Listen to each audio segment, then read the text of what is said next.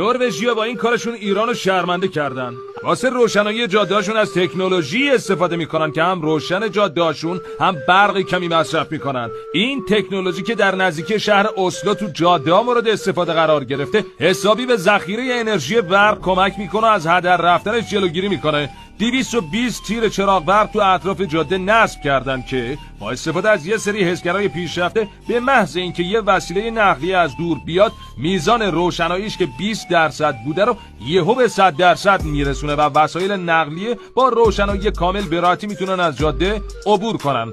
با این کار موقعی که جاده خلوته باعث میشه روشنایی چراغا روی 20% بمونه و با تحقیقاتی که انجام دادن متوجه شدن که همین کار باعث شده تا بیشتر از 60% تو مصرف برق صرف جویی بشه. حالا جالب اینجاست که نروژ داره این تکنولوژی رو به کشورهای مختلف تو اروپا هم ارسال میکنه. این پست رو دست به دست کنیم برسه دست بقیه.